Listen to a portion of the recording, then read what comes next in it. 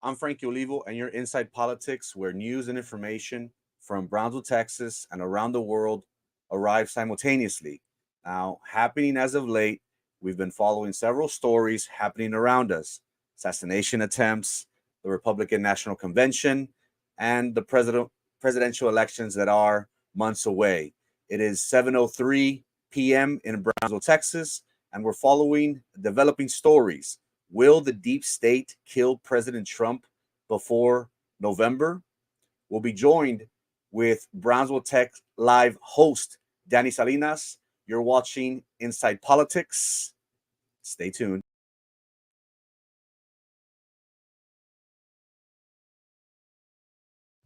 Starting here, President Trump was speaking at the podium. While speaking, a group of people outside of the rally, just 400 feet away, were reporting to police that they'd seen a man on the roof crawling with a rifle. Police seem not to understand the importance of what is being said. Meanwhile, this person crawling continues up to the ridge of the roof, where he can see a clean line of sight to the president.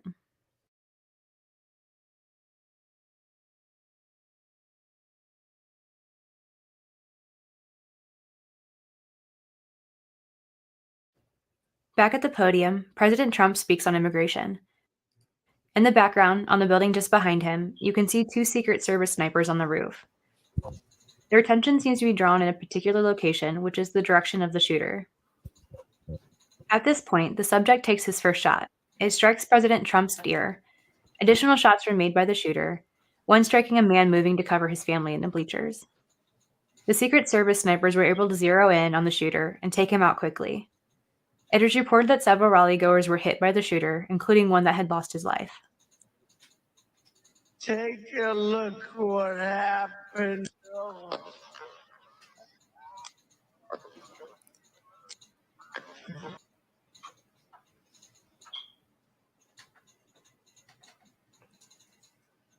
Good evening, Danny. How has your weekend and week have been so far? Well, I'm telling you, man, the week has been great. As you well know, there's been a lot of good news from my standpoint. Pretty excited about some of the news that we've received locally with regards to SpaceX headquarters moving down here. As you know, my show covers SpaceX pretty often. So we're pretty excited about that. Twitter's also moving into Texas, and it's all due to Governor Newsom's crazy laws in California, primarily. So California's loss in a lot of ways is our gain. So, but it kind of speaks really to the wave out there, that's going on. I kind of put a post out there a couple of days ago. I called it the red tsunami. There's always been this talk about a red wave election year after election year, and it kind of fizzles out by the time election day gets here. But I think that this year is going to be quite different. I think people are going to vote with their pocketbooks primarily. But I think there's a lot of people also very disappointed with a lot of the things that have been pushed primarily by the Democrats, and not only nationally, but even here locally, from painting sidewalks to all kinds of stuff. People are tired of having certain issues thrown at them, getting stuff shoved down their throat just because somebody wants to make a statement of some sort. So I think there is a tsunami coming. How big it's going to be, I don't know. But it definitely is not just a national trend. I think it's a local trend as well. And I think it'll be interesting to see over the next couple of months. You hit it right on the head. A lot has transpired since Saturday, and the political landscape. It seems as if it is slowly shifting and tilting towards the Republican Party. I wanted to start off today with the shot heard around the world. As we all know, we all witnessed how President Trump almost lost his life. Talk to me, Danny, about that day. To me personally, it seems as if this day is going to be another 9/11. It's going to be another for some of the older generation, for a JFK moment Yeah. where you got a text, you heard it on the TV, and you couldn't believe it. Yeah. What were you doing, Danny? What are your thoughts on the assassination attempt? Well, I think I was right in front of the computer, so to speak, or on my phone when I saw it happen. I mean, I wasn't watching the rally per se, but I got the notification shortly after, and I pretty much kind of it turned out as I expected. It kind of reminded me of John Hinckley Jr. back when he attempted to assassinate President Reagan. Not so much Lee Harvey Oswald, because at least with Oswald, you had a breadcrumb. You had a breadcrumb of activities. Going to Mexico City, meeting with Cuban agents, and stuff like that. And with John Hinckley Jr., you didn't have any sort of breadcrumb. And the same thing with this guy. I mean, this kid, he was like, 20, 21 years old. And there was no breadcrumb. There was no trail. I mean, the only thing we know is that the father had a stockpile of weapons. But beyond that, he just seemed to be another mentally disturbed individual that, unfortunately, there was no criminal record. There was no anything in his background that would indicate. There wasn't even stuff on his social media page. Typically and I'm not going to say the full term, I call them DFs, primarily because that's what they are. Typically they'll leave a social media breadcrumb, right? There is no breadcrumb. There was no leanings one way or the other. The only thing that we know was that he donated $15 to some left-wing group. But beyond that, he was even a registered Republican, So it's really weird, but it's typical of the individual who is a loner, who's got mental issues, and that's what we encountered. Now, there's been all kinds of theories, right? Whether he was truly a leftist, whether it was the Democrats, or whether it was the deep state or anything like that. But it really turns out that he appears to be another John Hinckley Jr. in some ways. In my opinion, Danny, I am not buying the lone wolf theory. It seems very odd. And, in today's digital world, it seems very weird for a young man to not be on social media. Now, does this happen? Yes, of course. There are those individuals, Danny, that for whatever reason, they wish to be off the map, which is understandable. I myself, Danny, the more the days go by, the more we hear about the Secret Service's, negligence, so to speak, the more questions I have, Danny. We can go back to Lee Harvey Oswald. What we see from that history is that he was taken out. Was he put down so he won't give up?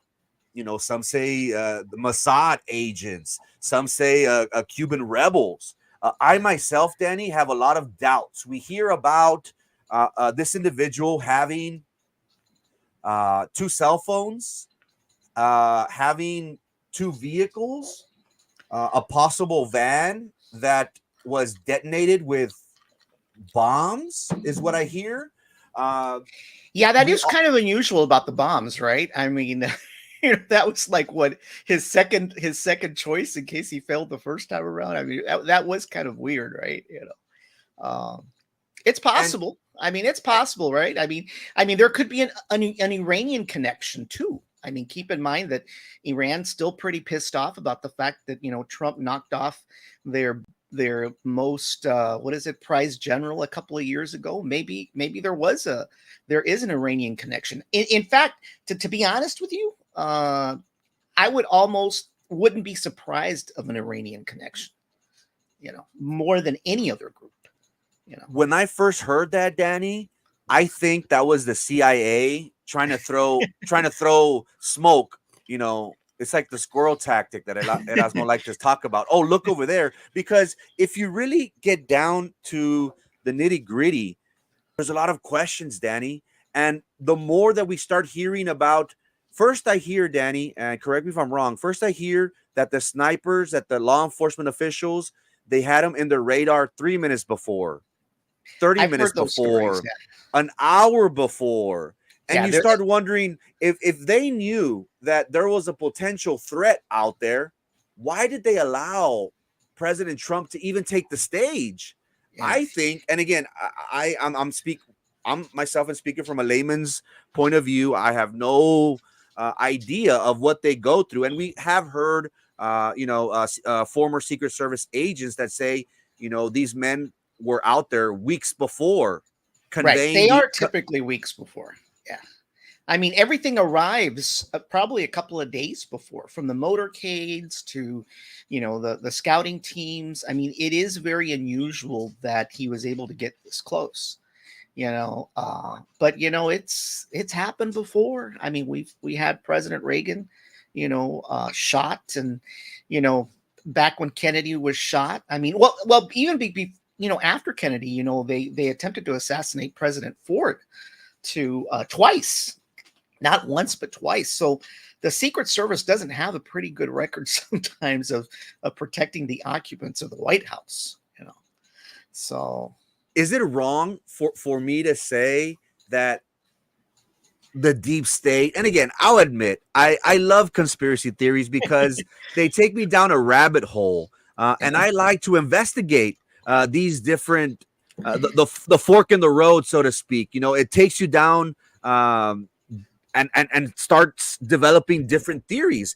Is it fair for us to say that this individual, and again, I want to paint it to you this way, Danny, a 20-year-old, he was like us. He was a nerd carrying around a ladder, according to multiple reports, a ladder. Yeah. You mean to tell me, Danny, that this individual, that this young man walked around, and I'm not sure if you've seen the video, Danny, where he's scoping out the scene before. And you mean to tell me that this young man outsmarted the Secret Service? Or did they want this to happen? Is it fair for us to make that assumption, or is it wrong? Well, there is a little bit of unfairness, right? Because we don't have all the facts. But obviously, there's two theories. I mean, you've heard all the other conspiracy theories. We have things about, recently last year, I don't know if you saw one of my episodes where we talked about, unidentified flying objects and how the government apparently has been hiding this stuff. But, government in general is not very good about keeping secrets in general. They really aren't. We think they are, but they really aren't. When things of a conspiracy nature that involves tons of people are involved, somebody eventually is going to give up the individual or the story eventually, right? So, I don't know if the deep state was involved. It's just, if you put the graphic back about that individual, I mean, just take a look at the guy. I mean, he's just weird looking. I mean, I'm not saying because he's wearing glasses, but you've seen these guys before, man. I mean, you've seen the shooters that have, gone to public schools, and they all appear to look just like this guy, some mentally deranged kid. I mean, every shooter that you've seen, even going back all the way to Columbine, I mean, I'm not sure what goes through these kids' heads, but they all typically look like this kind of guy, and I'm not saying because he's white. Okay.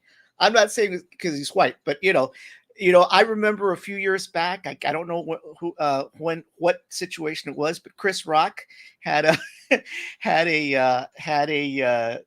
skit where he says he just doesn't understand these white guys. He says, when a black man wants to go kill somebody, he actually goes to the person they want to kill. They don't go around shooting everybody under the sun, but it seems like these guys, they just go after everybody. Now, in this case, he was going after Trump, right? But I just don't know. I just, I would hate to think that there is a deep state conspiracy. I mean, I know that even Trump has mentioned that, it appears that, that the I wouldn't call it the deep state, but the shadow government seems to be against him. And I mean, I don't have any evidence one way or the other, but I mean, those are good questions. It's just hard right now to tell. And what's really funny is there's not a whole lot of more information coming out about this kid. anymore. Besides what we've already heard, I mean, at least from the FBI standpoint, there's not much out there, you know. Danny, did you hear that his parents, and again, he shot allegedly from an AR-15. Did you hear that his parents called in and I guess finding like a missing persons report on the day of? Oh my gosh. There's just a lot of doubt on my mind. There have been questions in regards to the director of the Secret Service. What was her role? Because there are stories out there, Danny, that that the snipers, they asked for permission to take down this threat, and he was told allegedly to stand down. Now, we have seen how the Democrats, in my opinion, have been losing grip of power. It seems as if the Republicans are going to take the White House. Now, is it a coincidence that they will try to assassinate the biggest threat they have to taking that away? Yeah. Is that a fair assessment to say? You know, I believe that, you know, what has happened, obviously, with their political situation has been primarily building up. It's not, I mean, it wasn't just the debate, you know, a month or so ago. I mean, there has been a backlash against a lot of the policies, the economic policies, especially, you know, where jobs have been lost. You know, inflation has been pretty high. I mean, I still go to the grocery store today and I'm spending a ton of money on food, you know. So I think that, you know, their situation started much earlier than the assassination or excuse me, the debate. It's just culminated up to this point. And obviously it didn't help Biden's case much during the debate to see him completely out of it. I mean, I'll be honest with you. I was extremely surprised that he was that bad. I mean, I had, you know, you see the memes out there, right? You see the memes, you've seen the memes for years, right? But you really didn't know how bad it was until that day. Because, you know, the White House and the apparatus of the White House, regardless of party, does everything to insulate and isolate the president. And what you and I see on TV is just a pretty small capture of what goes on, you know. So I think that their political fortunes have been building up to this point. And obviously the debate didn't make it any easier. And by nature in itself, obviously the Trump assassination attempt didn't necessarily help, not because there seems to be 80% of people believing that somehow the Democrats were responsible, right? But there is a little bit of a sympathy factor. I mean, whether you're a Republican or you're a Democrat or an independent, I mean, you've got to at least put your foot down and say, you know what, this just wasn't right? I mean, you don't want to wish anybody's death, regardless of who they are. So, you know, I just think their political fortunes started way before the assassination attempt. It just, that kind of was, and I hate to say this, it was kind of like icing on the cake, so to speak. And leading up to the assassination attempt, we have the Republican National Convention. We have seen, Danny, how the Republicans have rallied around President Trump. We have seen how the Democrats, on the other hand, are scrambling.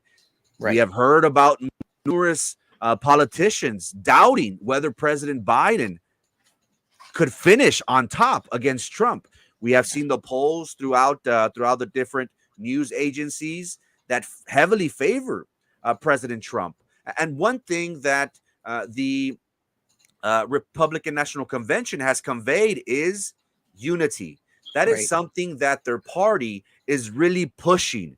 We hear, Danny, that President Trump scrapped his prepared speech, and the party since Monday they've been talking about making America great again, making America safe again.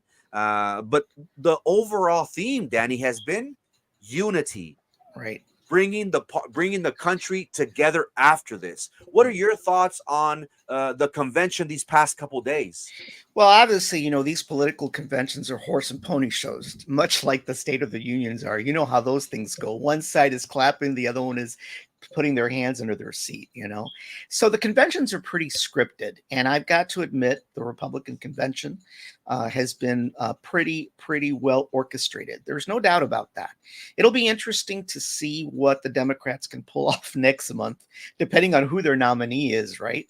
But I have been pretty impressed with the overall scope of the convention. I was very surprised on Monday because, as you know, the president of the Teamsters Union, the largest union in the country, actually was the keynote speaker. That is unheard of for a union individual to be addressing a Republican national convention. In fact, as you well know, Republicans haven't been for many years. They've been anti-union, and it was very surprising. But basically, Trump has always been a different kind of candidate. I mean, let's not all forget, Trump was a Democrat before he was a Republican. Right. So Trump, when Trump first ran the first time around, I really didn't expect him to run completely to the right. I expected, because of his previous Democratic ties, just like Ronald Reagan was. I mean, Reagan was a Democrat as well. I thought he would govern from the center. Obviously, there were some things that he did center-wise. There were some things, obviously, that he did from the right. But it was very, very interesting to see him reach out to the Teamsters president to address the national convention. I mean, there is no doubt that he is also gaining support among Black Americans and Latinos. I mean, there is a big concern, especially in the state of Georgia, when it comes to Black voters, because it doesn't appear to be a lock for the Democrats when it comes to counting on the Black voters. I mean, the same thing with Hispanics. I mean, let's face it, even down here locally, the Democratic Party has expected almost by default for Hispanic Americans to vote for them. And they've taken their vote for granted. I mean, we see that every single election. I mean, you see them come down, they're chasing after our asses, trying to kiss up. But then right after the election, nothing happens, And so I think this is an opportunity for Trump and the Republican Party to truly reach out to Hispanic voters and to finally break that cycle where, if grandma voted Democrat and mommy and dad voted Democrat, I need to vote Democrat too, because that is the thought process, especially down here, is that, there seems to be some kind of entitlement to voting for the Democratic Party, even if they don't deliver on any of their promises. I agree, and what I have taken from the national convention so far has been this notion that they're trying to humanize President Trump. We saw how I'll go through the days. On Monday, it was Amber Rose, this hip hop, I don't want to call her artist, but she's involved heavily in the African American hip hop culture. How she has said that it is okay not to vote Democrat, because what have they been doing for the past 4, 8 years, 12 years for us? We see how they have also used mothers who have been victims, who their children have fallen victims to fentanyl and drugs, and they've expressed how President Biden, he's got an open border policy. We also heard from a justice reform advocate who said that her son was stabbed to death, and how the Democratic administration in New York, I think his name is Braggs, the district attorney that filed charges against Trump, how their administration let her son's killer on loose. We saw President Trump's family, his daughter-in-law, his granddaughter yesterday said some beautiful words, trying to humanize the president. I think the Republicans have done a very good job, Danny, of humanizing President Trump, of taking advantage. And who wouldn't taking advantage of the situation of Saturday and saying, if they did this to me, they could do this to you. Yeah. Well, we all have to realize that he is human, obviously, right? He is human, and part of the persona or is that he kind of deflects, being human at times. People think that he's just a rich, billionaire, but then everybody on the left these days hates rich billionaires, So, but he is human. And I think it'll be interesting tonight to see how he comes across. I mean, what Donald Trump is, which version of Donald Trump is going to show up tonight? That is the question. Is it going to be the Donald Trump that planned to make that speech before Saturday, or is it going to be a different kind of Donald Trump? Is he going to, be as scratchy as he has been in the past? I have a feeling that we're going to see a completely different Donald Trump tonight. At least that's what my expectation is. I mean, after all, look, it was just a matter of inches and he could have been a goner. There is no doubt that if he had not turned the right way, he would not be here today. That's just a given, right? So it's bound to affect anyone, even Donald Trump, in some ways, that you were actually spared divinely from being, an afterthought, and so I expect to see a very, very different Donald Trump, to at least tonight, right? I mean, obviously, when the next debates start going and the election really goes into full swing, we may see the return of the previous Donald Trump. But I think there's got to be some change in his thought processes of how he wants to govern, because this is his last shot. I mean, there is no more term after this. He only gets to be president one more time, and that's it. He can't run again, right, by law. So he really has to think about his legacy at this point, and how he wants to govern. And I think that's probably going to be something that we will see tonight, or at least we hope to see tonight. Speaking on governing, we also got word of his running mate on Monday, shortly before the start of the Republican National Convention. President Trump did announce that he had selected J.D. Vance, a senator out of Ohio. Mind you, Danny, he is only 18 months into the job that he got nominated to be President Trump's running mate. I was a little bit surprised by this choice. We had other contenders such as Dr. Carson. We had Rubio. We had other people who were wanting Nikki Haley to be his running mate. Right.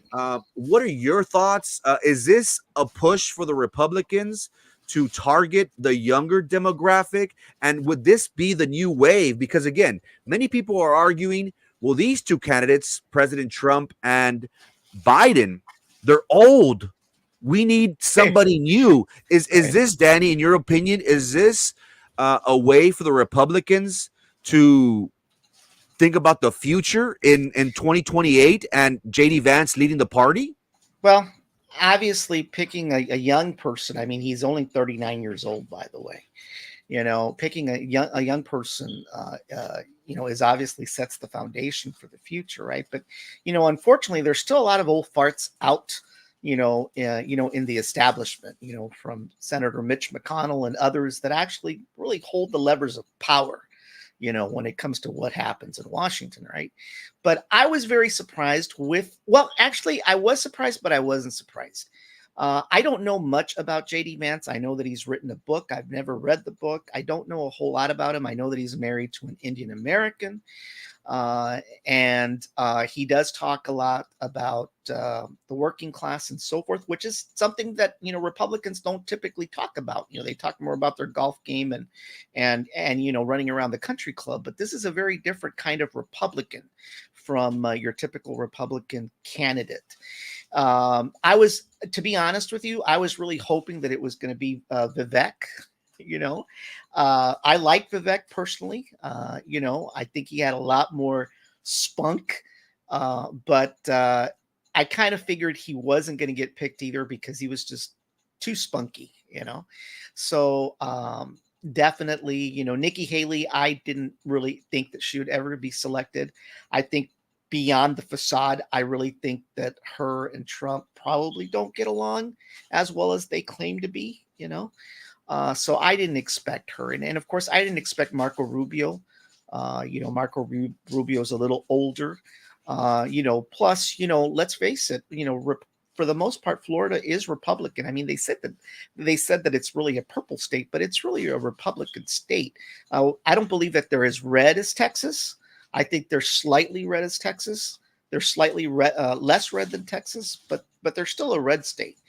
But there is also a strategic reason I believe that J.D. Vance was selected, and it's Ohio. I mean, Ohio is the way to the White House. You know, you can't really win the White House without Ohio. So I think that played a major factor. Now, whether he being as young as he is he going to reach out to younger voters? Time will tell. You know, younger voters today, unfortunately, are very liberal. You've seen that across the country, especially in the last few months with all the protests with regards to Palestine and Israel and so forth. They're very liberal. So I don't know if he's going to attract a lot of younger voters. I have my doubts, but I think it was more of a strategic choice because of the state of Ohio. I mean, you take the state of Ohio, then the blue wall, because, you know, the Midwest has been a blue wall for the Democrats for years. If Ohio falls, then does Michigan, then does Minnesota, and then does Pennsylvania. And with those four states in the red column, there is absolutely no way that President Biden can recover. There's just no path to 270 if Ohio, Pennsylvania, Michigan, and Minnesota go red. It's impossible. I think this really threw a curveball, especially for the Republican Party. We have J.D. Vance, who is married to an Indian descent lawyer. And we have the rhetoric of the Republicans in regards to immigration.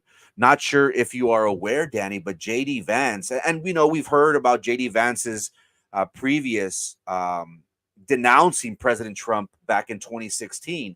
We did see this with Vice President Kamala Harris, who did badmouth President Trump. But in my opinion, that's political rhetoric.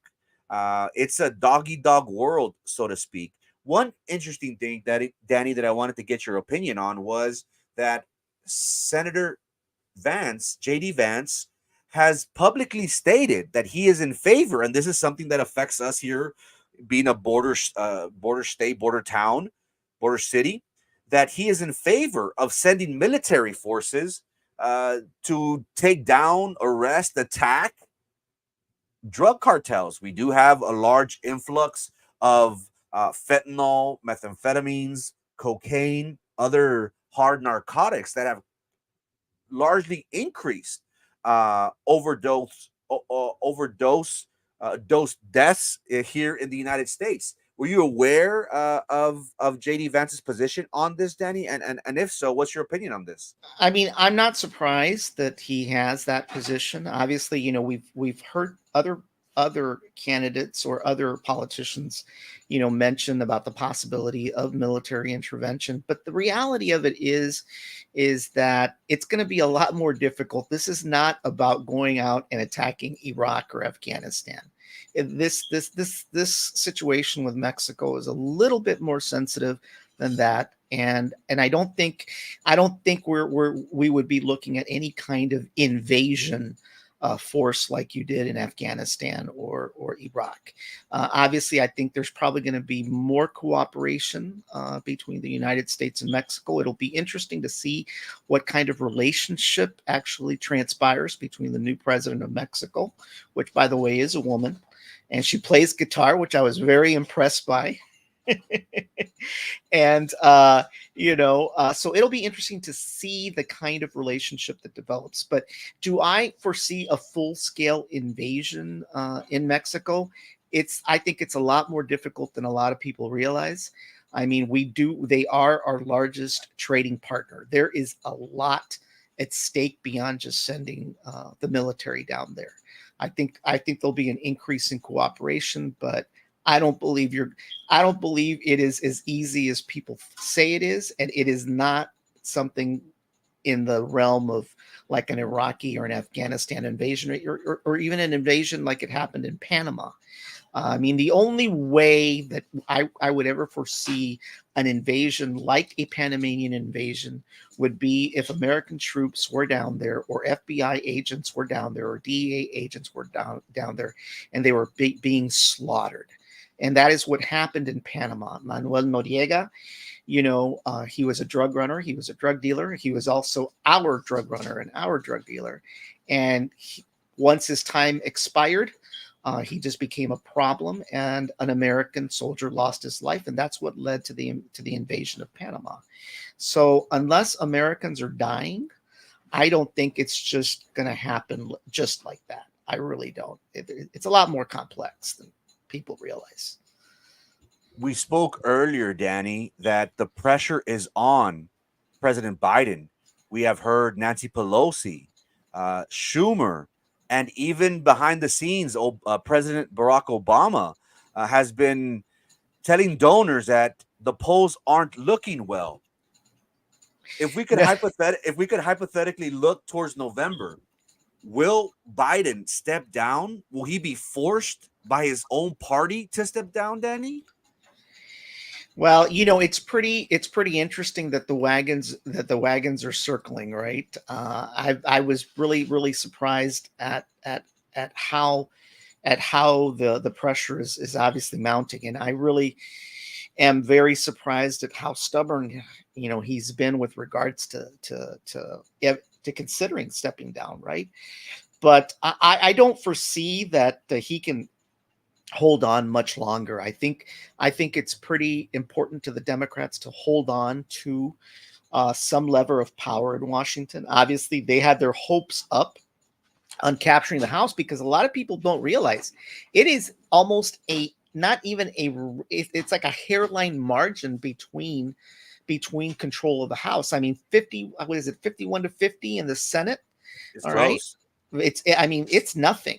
It's not like you're going to have a complete turn of the House one way or the other.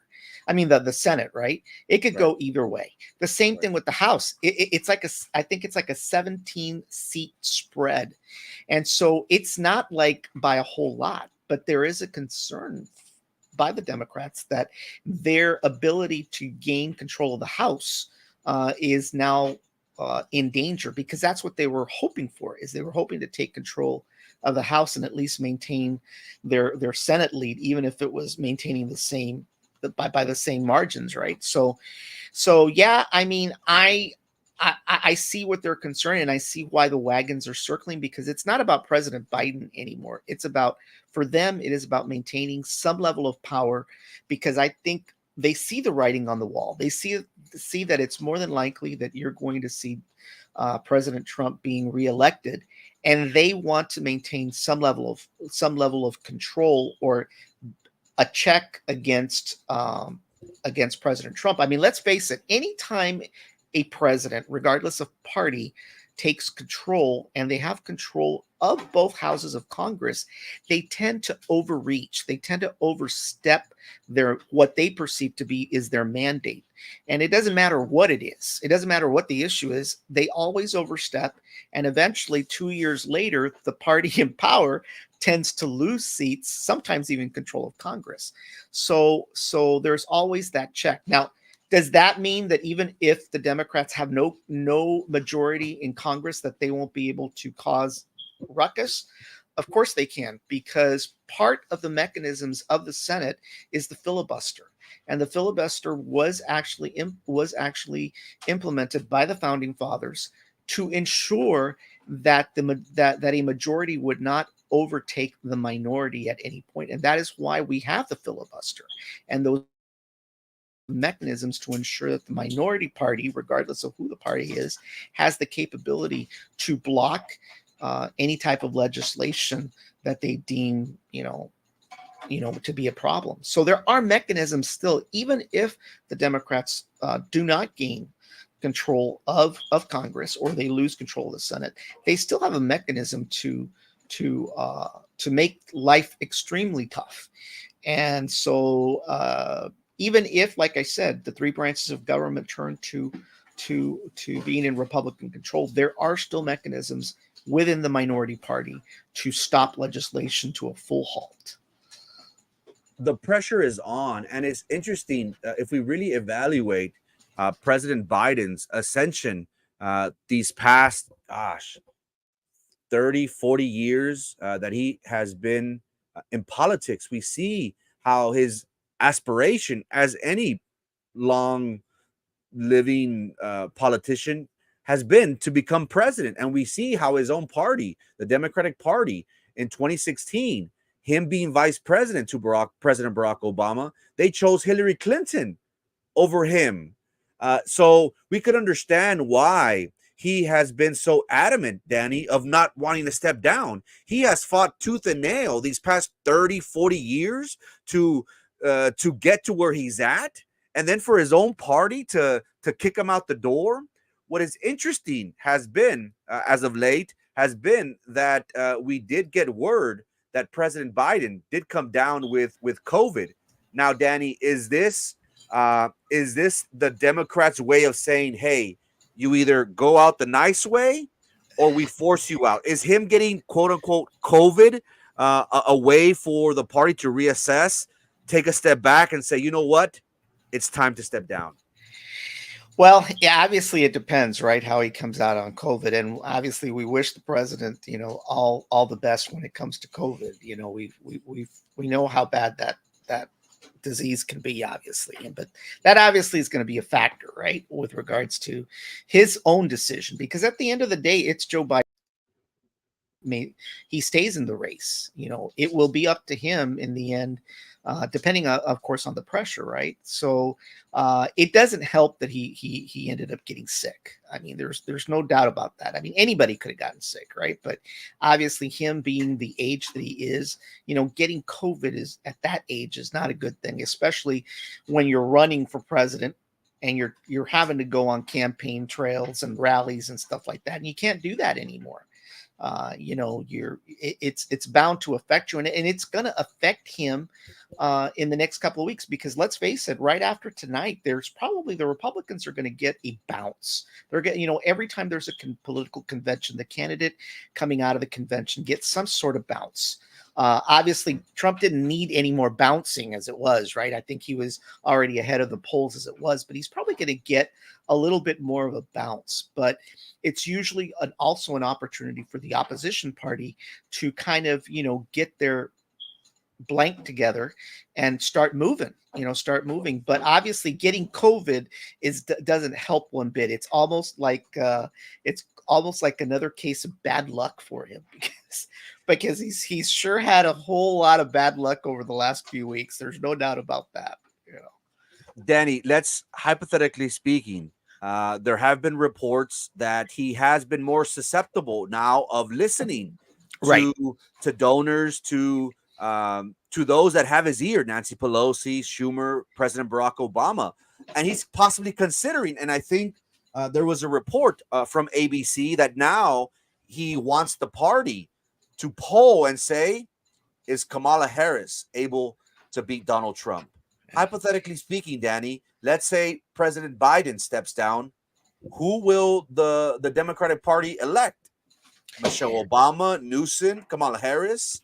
Well, if I had to bet money, I would say that more than likely Kamala Harris would be the one that would possibly be selected for many reasons. Obviously, her experience. I mean, her being vice president of the United States, whether she's done anything or not, is a big plus.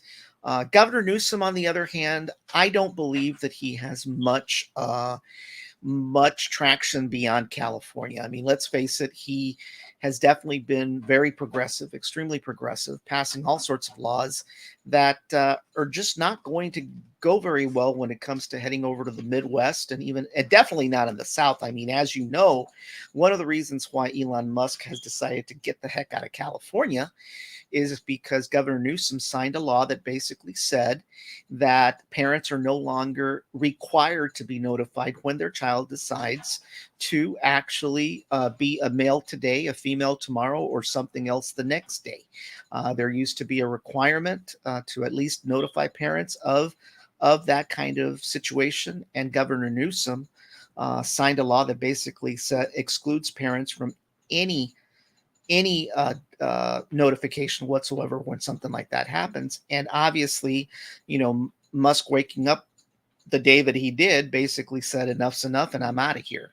I mean, that's not to say that that was the only reason why he's moving his companies to Texas. I mean, let's face it. I mean, California is expensive.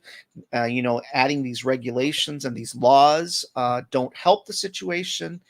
But Governor Newsom, I don't think has much traction beyond California, in my opinion. So I'm basically pretty sure that Governor Newsom wouldn't get very far. Now, I wouldn't put out Kamala Harris completely out of the game, completely. She did not run a very good campaign the first time around when she ran for president, obviously, but I wouldn't necessarily count her out. It would be a huge mistake, in my opinion, to simply say that she cannot beat Trump. She can probably give Trump a run for his money. And, let's face it, Trump being Trump, after this week, if he'll be closely watched in what he says and what he does, just as well. Let's face it. The thing about the American people in general, when tragedies like this occur, is that this warm, fuzzy feeling that we get of patriotism doesn't last very long.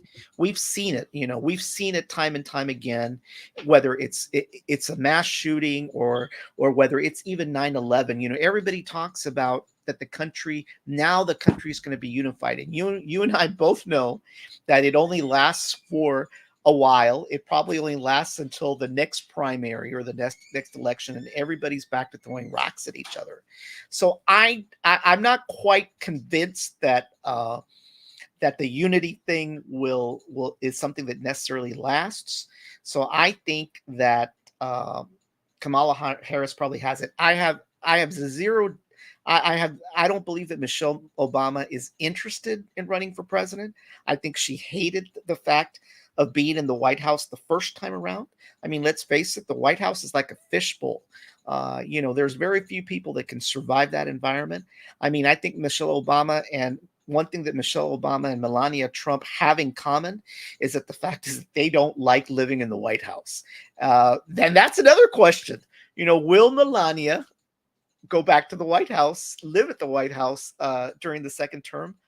I don't know. I mean, I don't think she liked it very much the first time around. I think most first ladies don't, So I'm not sure. It'll be interesting to see. But definitely, I wouldn't count Kamala Harris out by any means. But I don't believe that Governor Newsom has any traction whatsoever beyond California.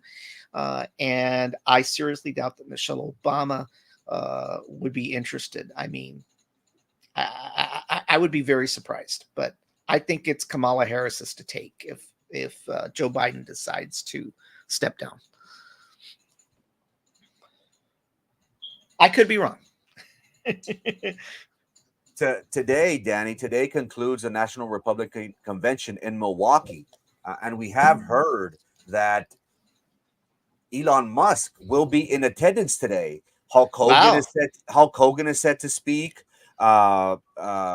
Miss McMahon is also set to speak. Kid Rock is gonna make a performance.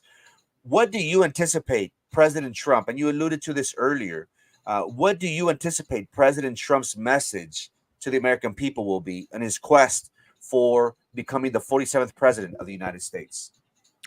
Well, President Trump to lay out a vision for how he wants to govern in the city.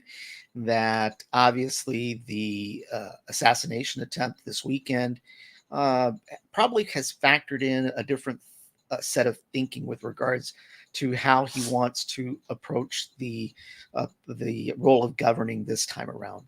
I don't expect him to be as crude or as harsh as some people perceive him to be. I think you're probably going to see a more human-like Donald Trump, or at least that's the hope, and that's something that I think would be encouraging to see from the president. Is the kind of Donald Trump that represents unity, because at the end of the day, you're absolutely right. We should be unified, and I'm hoping that this time around that we can be unified. COVID didn't unify us. 9/11 didn't really. It unified us for a little bit, but it just didn't. I don't believe, like I said, I have my doubts about the warm and fuzzy feelings right now, because at the end of the day, as you mentioned, it's a dog eat dog world out there, and after a couple of weeks and a couple of months, things get back to how they were, but I'm hoping that at least he's able to lay out a vision for the future. I mean, we've got some really, really, really tough issues, ahead. How we deal with China primarily. China is our biggest competitor. I'll be interested to see how we're going to deal with China. How we're going to deal with the Ukrainian war. I mean, that's important, right? But beyond that, how we're going to, deal with the economy, dealing with reducing inflation and reducing the burden that Americans are experiencing right now with regards to inflation and what they're paying at the grocery store and what they're paying at the pump. It's just been tough. It's been tough for all of us, even for some of us that make money. It's been very tough. It's the same thing. How do we deal with education and the role of education in this country, and how do we deal with science and technology? Right now we've got a situation where we've got astronauts stranded in the International Space Station because NASA can't get their shit together.